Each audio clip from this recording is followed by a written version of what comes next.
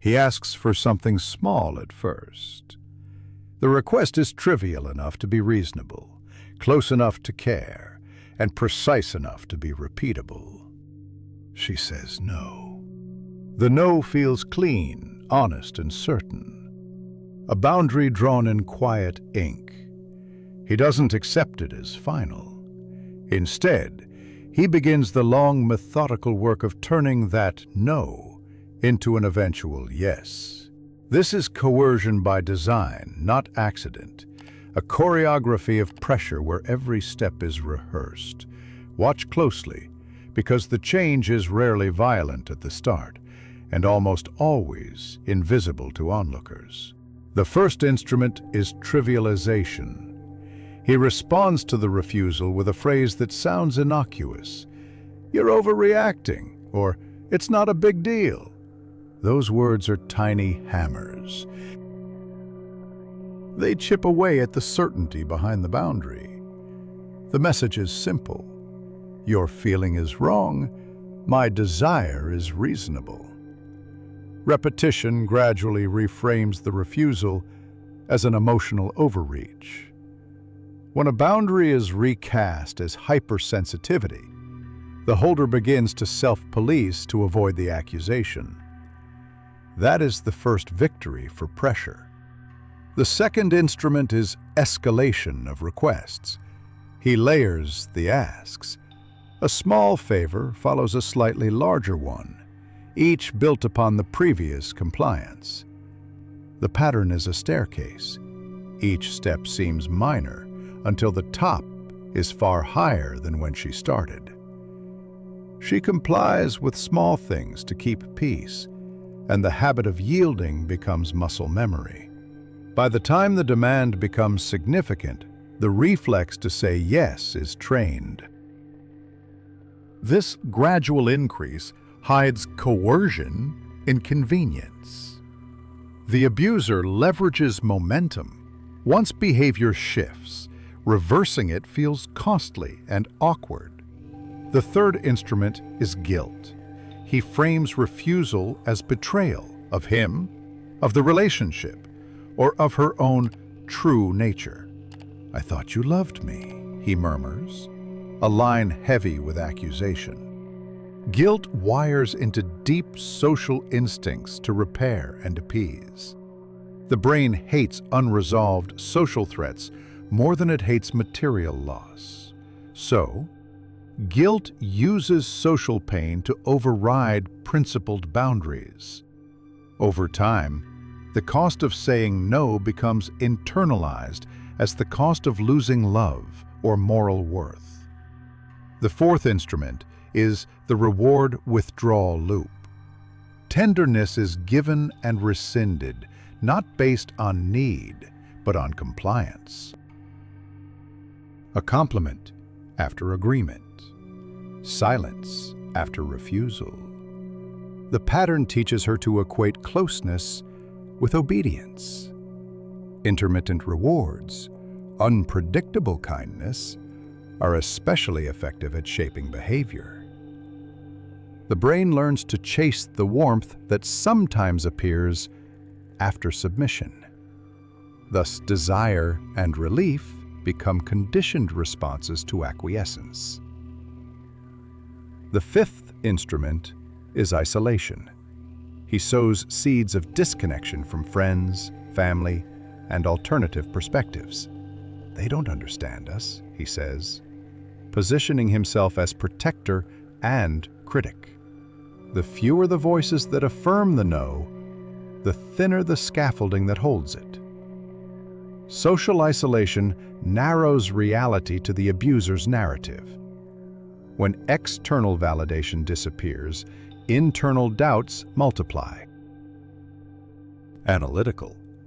Boundaries need witnesses. Remove them, and the boundary loses its social backbone. The sixth instrument is the silent treatment and emotional punishment. Analytical. He uses withdrawal as a weapon. Silence, coldness, passive aggression. Those gaps fill the room with a heavy unknown. Silence communicates punishment without explicit words, and the punished person is left to guess the corrective action. In that ambiguity, people often choose the path that restores connection, even if it means conceding. The pressure to repair ostracism, to end the aching pause, often beats out the principle of the original no. This is training by omission. Punish to coerce, soothe to reward. The seventh instrument is gaslighting, eroding memory and confidence. Analytical. He challenges the facts around the refusal. That never happened. Or, you said yes before. These phrases are corrosive molds on recollection. As memory becomes uncertain, so does the will to insist.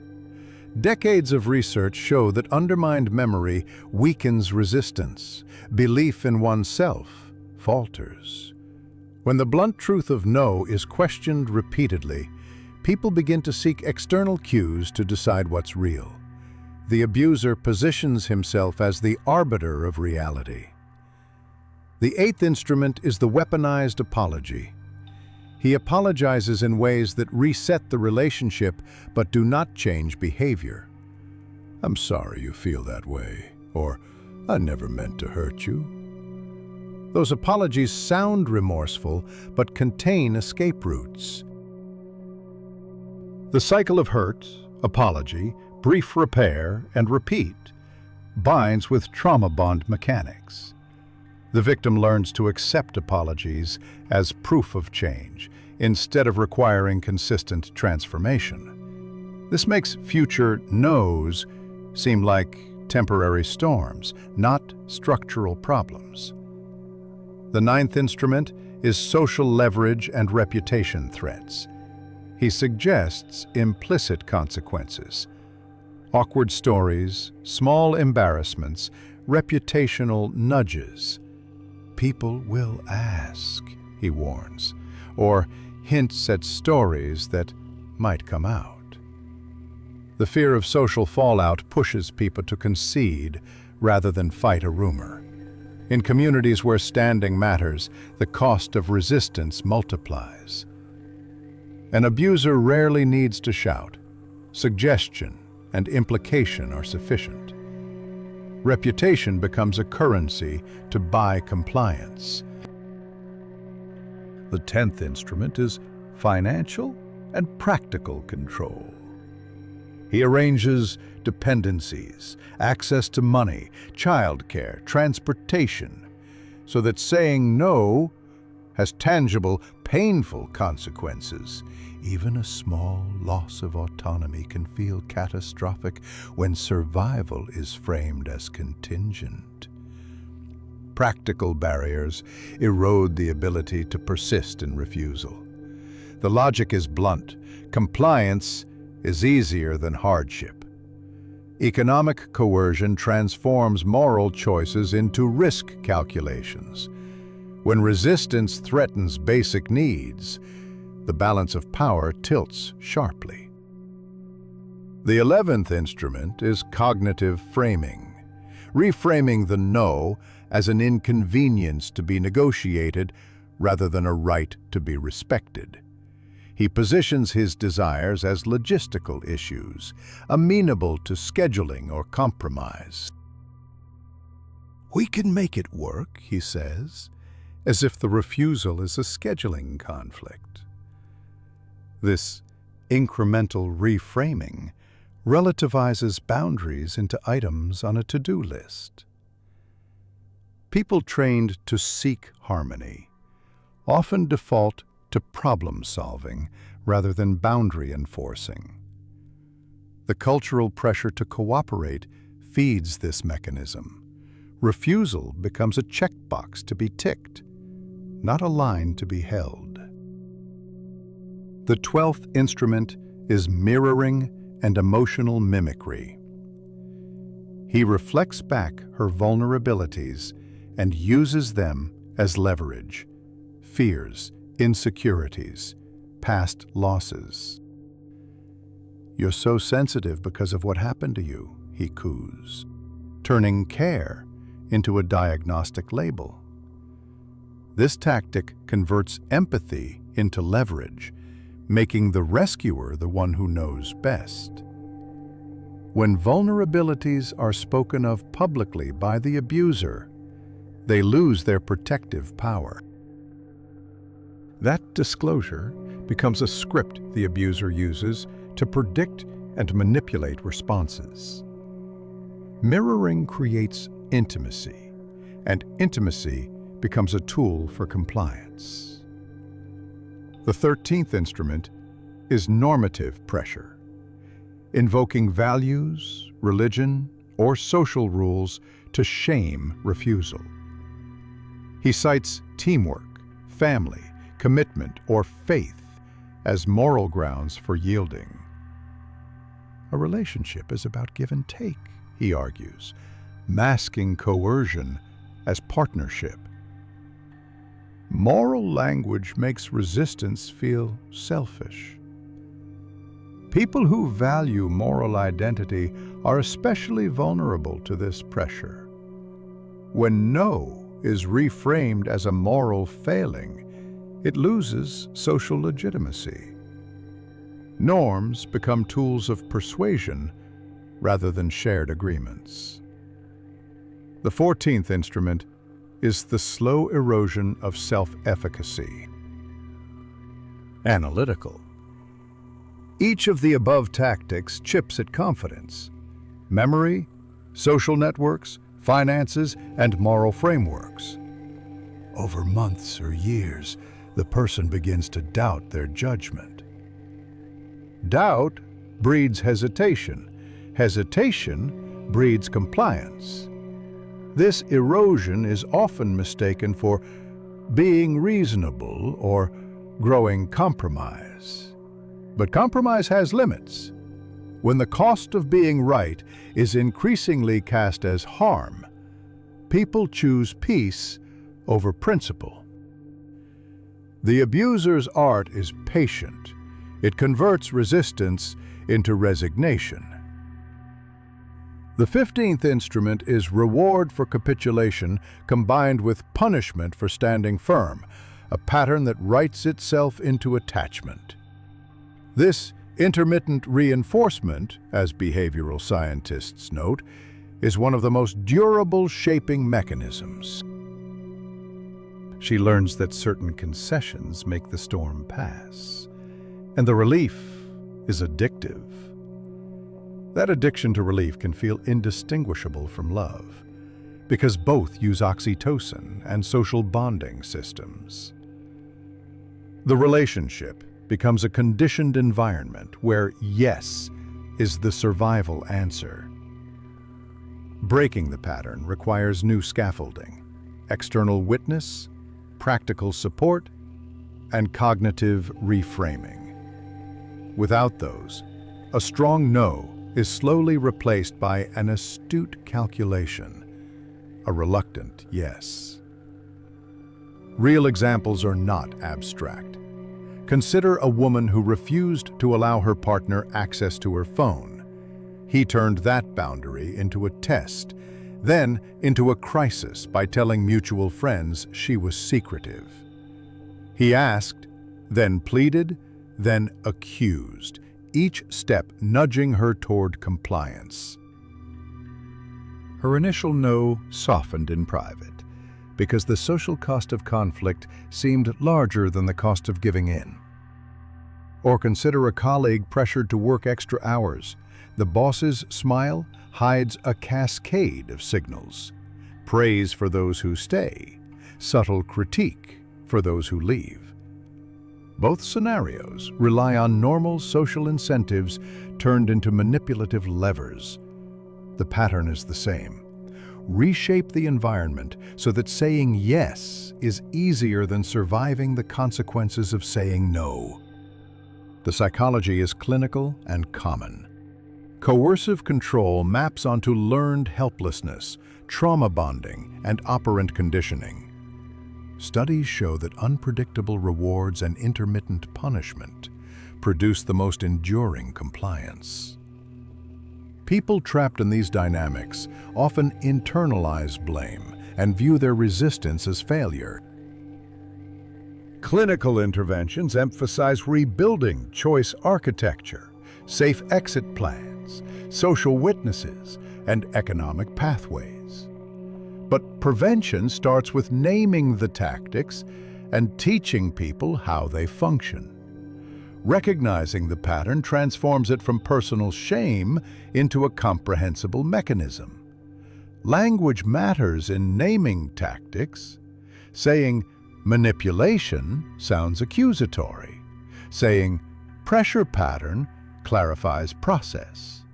A map of the instruments, guilt, isolation, gaslighting, economic control, gives victims vocabulary to articulate experience. That vocabulary reduces isolation and begins to restore agency. Once a person recognizes the scripts, they can test them. Is this request reasonable? Who benefits? What are the consequences? Simple decision rules. Pause, consult, document. Interrupt the shaping process. Documentation is especially powerful because it externalizes memory and exposes revision attempts. Practical steps matter and are possible. Create social redundancy. Keep trusted friends and records close. Set concrete boundaries with visible witnesses. Practice short, firm refusals and rehearse responses to typical pressure phrases. Build contingency plans for finances and housing if needed. Seek therapists trained in coercive control and trauma bonds. Community education about these tactics reduces their potency across relationships, workplaces, and families. Change happens not only by leaving, but by altering the environment that enables the art of pressure. The transformation of no into yes is not mystical. It's engineered. Each tactic on its own can be explained away as a human flaw or a momentary lapse. Together, they form an architecture of control that is enduring and adaptive. To survive it, people need more than courage. They need tools, witnesses, and structures that honor refusal. In the next section, we will trace a detailed timeline of a typical pressure campaign, scene by scene, mapping how seemingly innocent interactions accumulate into totalized compliance. Understanding the sequence is the first step toward interruption, because when the machinery is exposed, the levers can be removed. Imagine the morning after compliance. She wakes uneasy, uncertain why relief feels hollow. The cognitive dissonance begins.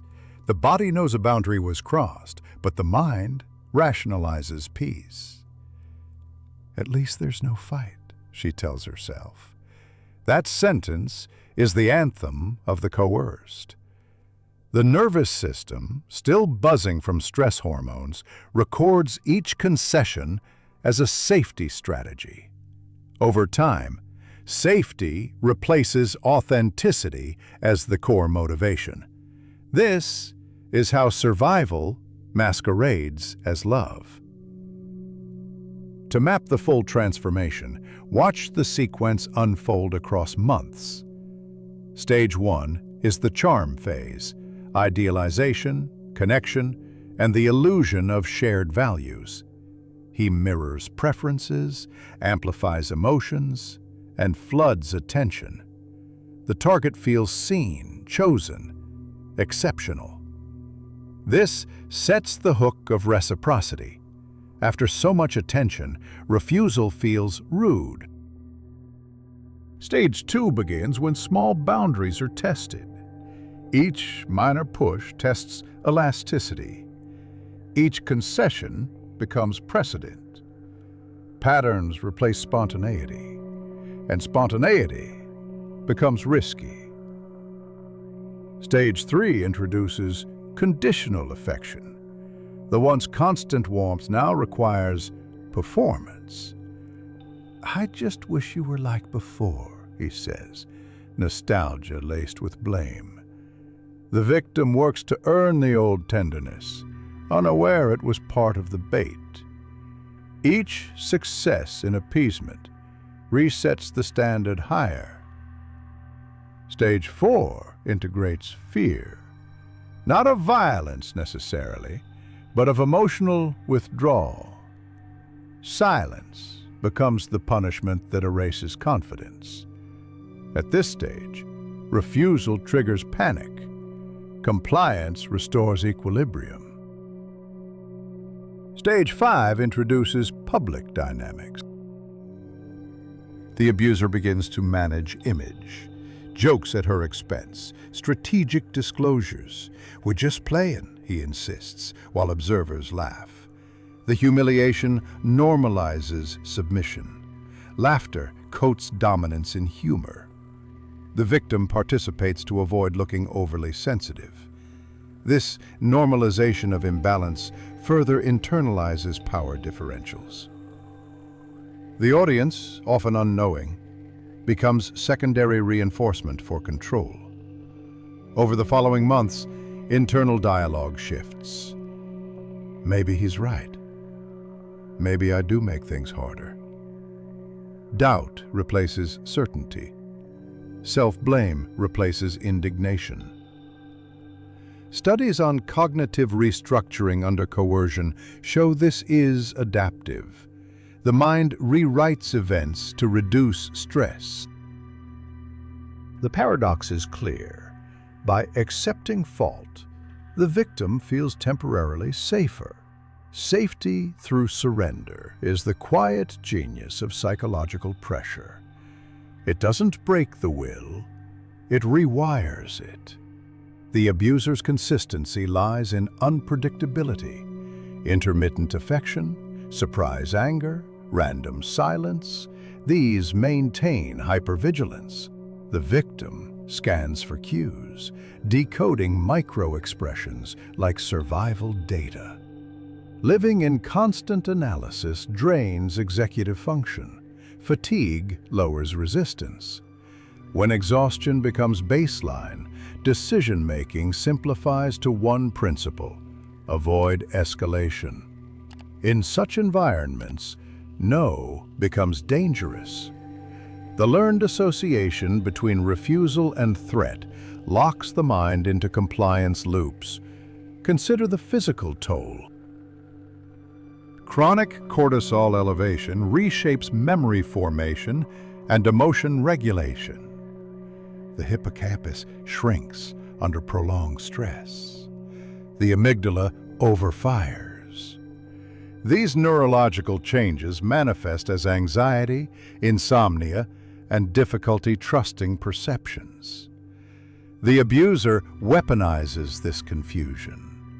"You're tired," he says, implying incompetence. The medicalization of doubt completes the cycle. She feels broken and dependent on the one who caused the fracture. This is biological entrapment through psychological design. Recovery requires rupture, a sudden redefinition of reality. Survivors often describe a crystallizing moment, a phrase, a threat, or an outsider's comment that snaps the illusion. "I heard myself apologizing for existing," one said. That moment reframes the pattern as manipulation, not misunderstanding. But awareness is not freedom. The bond remains biochemical. Withdrawal from trauma connection mimics drug withdrawal. Dopamine and oxytocin spikes, once tied to reconciliation, now torment the abstinent. The brain misses even the pain because pain was predictable. Therapists trained in coercive control describe 3 pillars of exit: recognition, external validation, and new routine. Recognition reframes events as abuse, not conflict.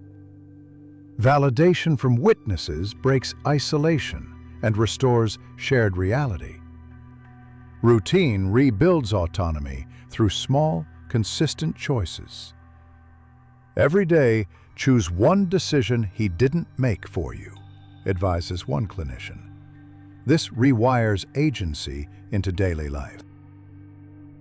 Over months, autonomy becomes embodied again. It is slow work, but work that holds. From a societal view, coercive tactics thrive where silence is virtue. Cultural scripts glorify forgiveness and patience, even toward harm. Relationships take work, we say, blurring abuse into endurance.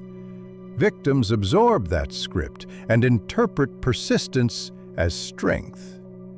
Education shifts this balance, naming control as violence, not devotion. Communities that teach boundary literacy inoculate members against coercion. Boundary literacy means understanding rights to refusal without guilt. When no regains moral legitimacy, coercion loses ground. The final act of this investigation is exposure. How does an abuser sustain the art without belief in his righteousness? Many genuinely see themselves as reasonable, interpreting resistance as hostility. Self-justification mechanisms protect their ego from seeing cruelty. Cognitive distortions like entitlement and minimization create moral fog. In that fog, manipulation feels like management. Accountability shatters this by forcing reflection under light. That is why confrontation, even quiet, matters. But confrontation alone doesn't cure control.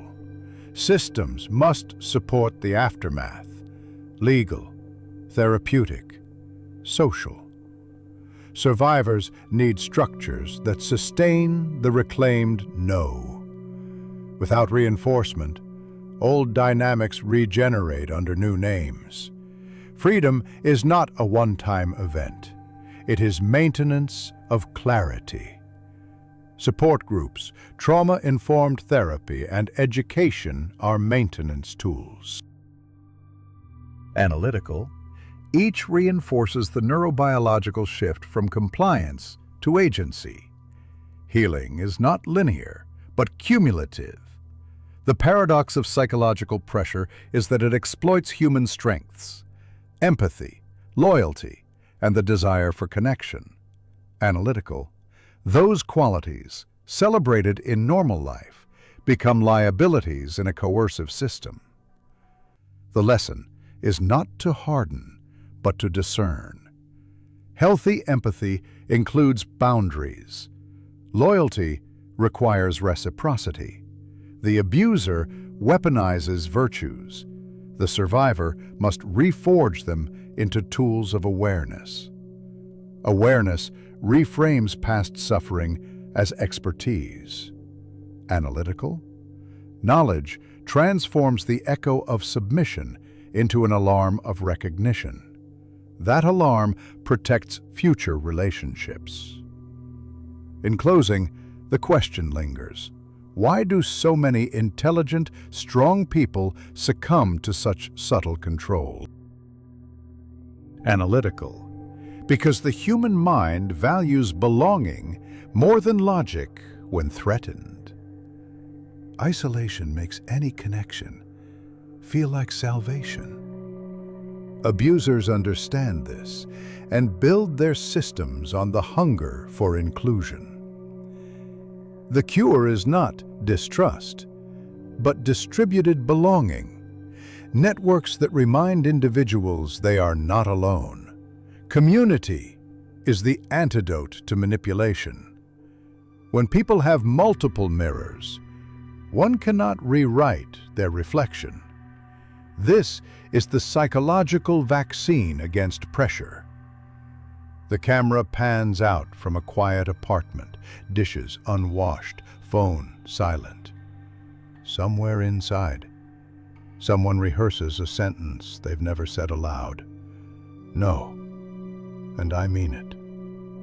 The fear in their throat is real, but so is the awakening. The act of saying no, once dangerous, now becomes the first breath of freedom. The silence that follows is not punishment. It's space. Space for self to return, for the nervous system to relearn safety without permission. And in that space, the art of pressure finally loses its grip. If you recognized yourself in these words, know this: coercion depends on secrecy. Speak your story. Each voice breaks the illusion of inevitability. Share this truth, and you weaken the craft of those who thrive on silence. Education is not just knowledge, it is armor. In the next investigation, we will trace how survivors rebuild trust without surrendering autonomy. Subscribe, listen, and remember, the word no is not the start of conflict. It's the sound of a person returning to themselves. Night becomes the true stage of coercion. The room glows blue from the phone screen. Unread messages stacked like silent demands. She scrolls through their last conversation, counting apologies that sound identical. Each sorry is a key turning deeper into the lock. The pattern is too familiar. Tension, apology, tenderness. Repeat. Behavioral scientists note that variable intervals of reward create the most persistent attachment. This is not coincidence. It is design, disguised as affection. In therapy offices across the world, this story repeats with altered names.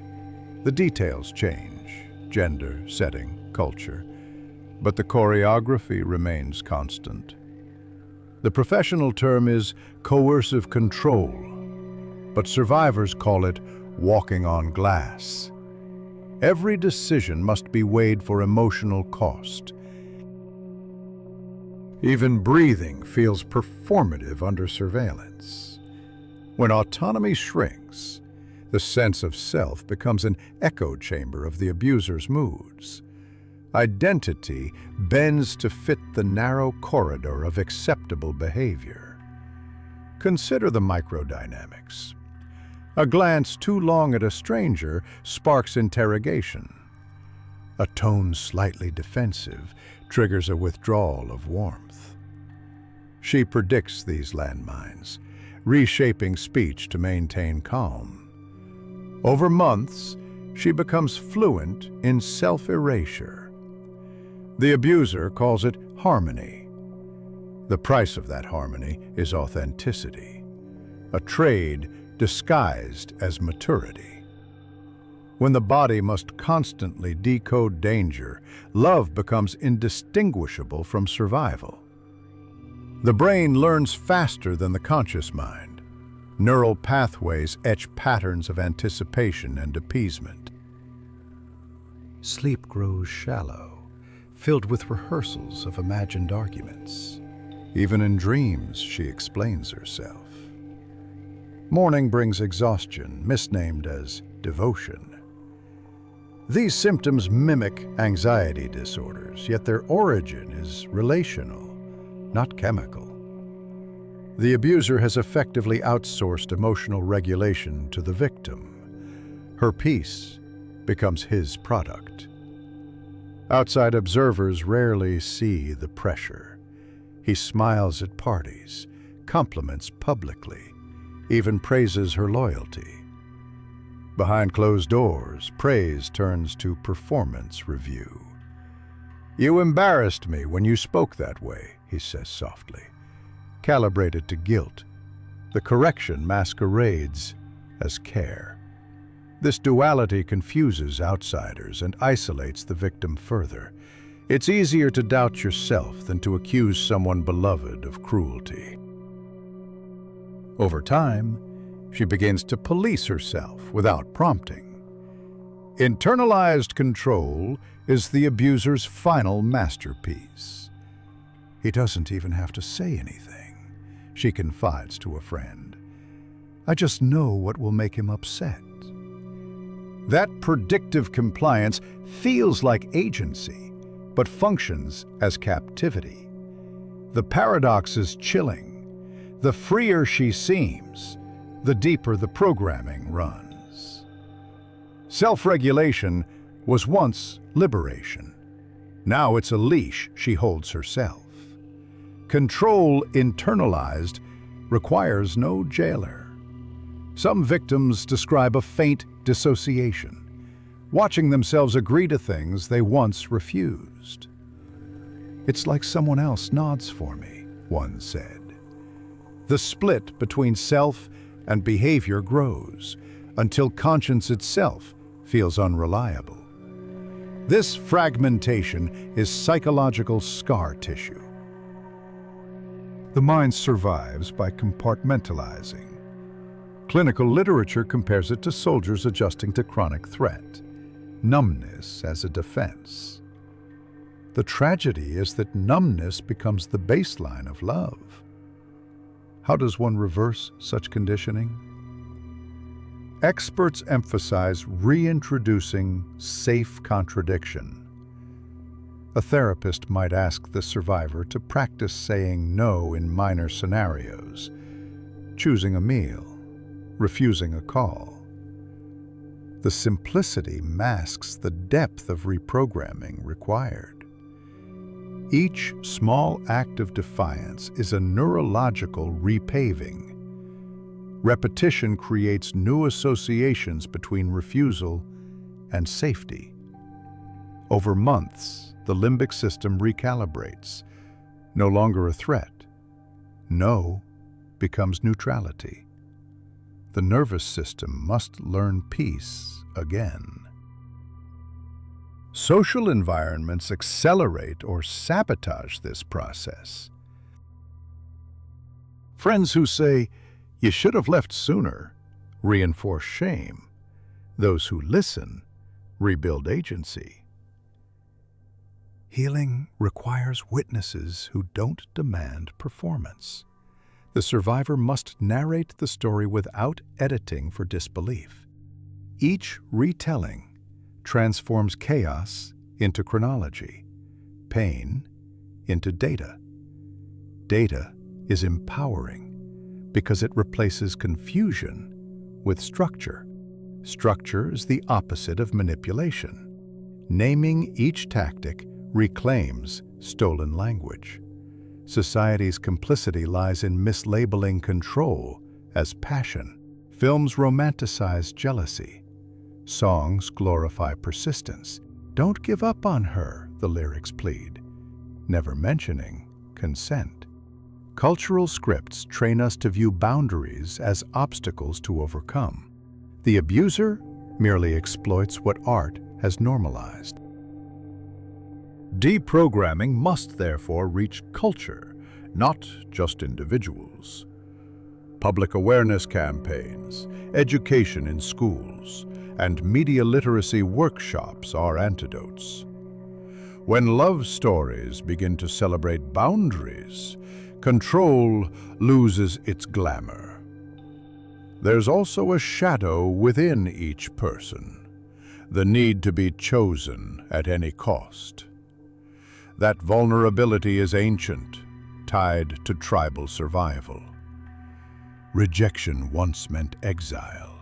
Compliance meant belonging. The abuser weaponizes that primal circuitry. The word no becomes socially dangerous, so the psyche edits it to survive. Recognizing this evolutionary residue frees victims from shame.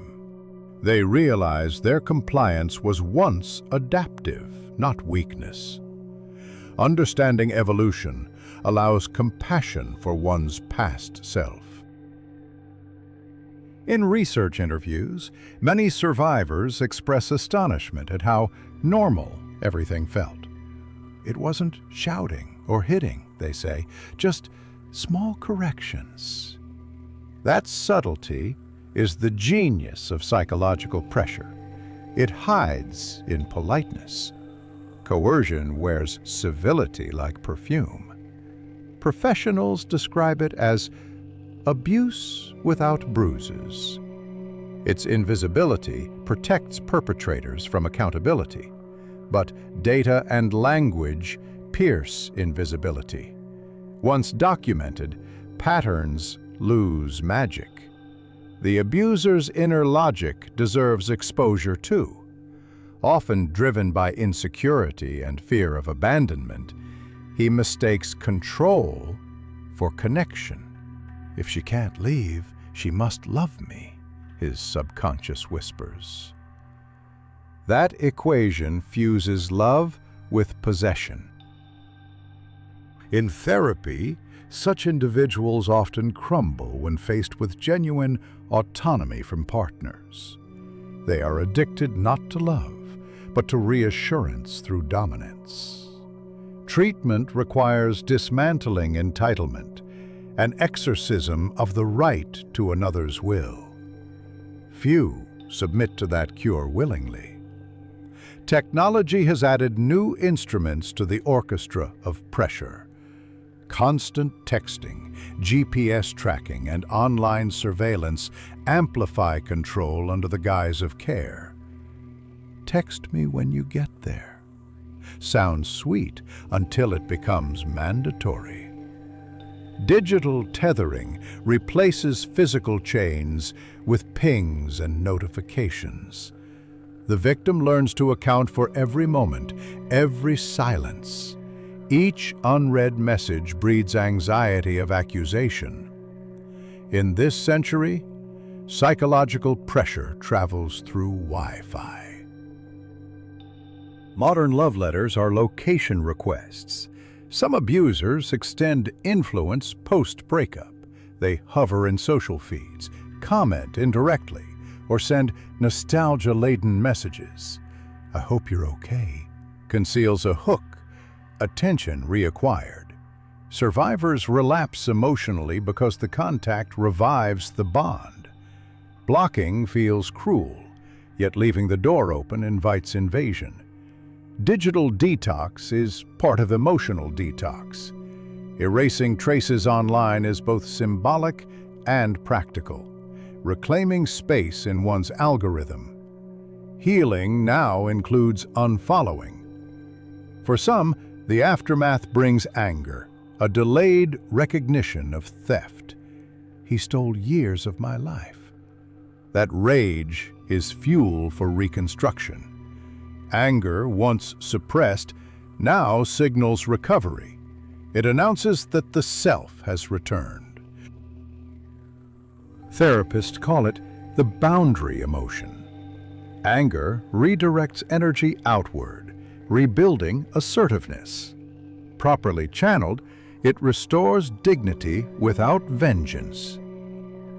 "I'm angry, but I'm free," says a survivor.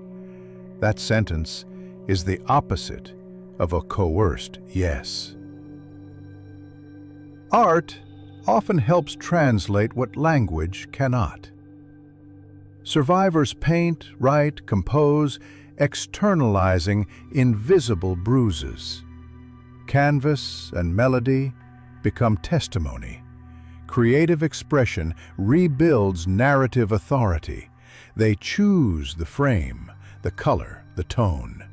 Every brushstroke contradicts past silencing. Art therapy rewires sensory memory through creation instead of reaction.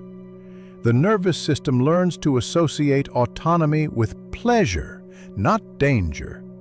Freedom begins as aesthetics before it becomes philosophy.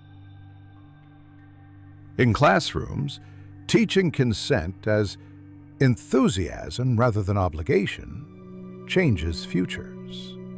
Students learn that true agreement requires comfort, not compliance. A yes without choice is still a no, reads one poster. Generation by generation, this literacy can shrink the power of coercion. Prevention beats recovery by decades. Each informed teenager becomes an adult resistant to manipulation.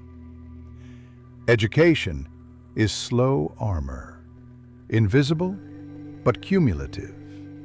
Culture shifts one syllabus at a time. On a larger scale, workplaces and institutions mirror the same patterns. Managers use pressure. Governments use fear. Advertisers use guilt. The micro becomes macro. Control scales easily.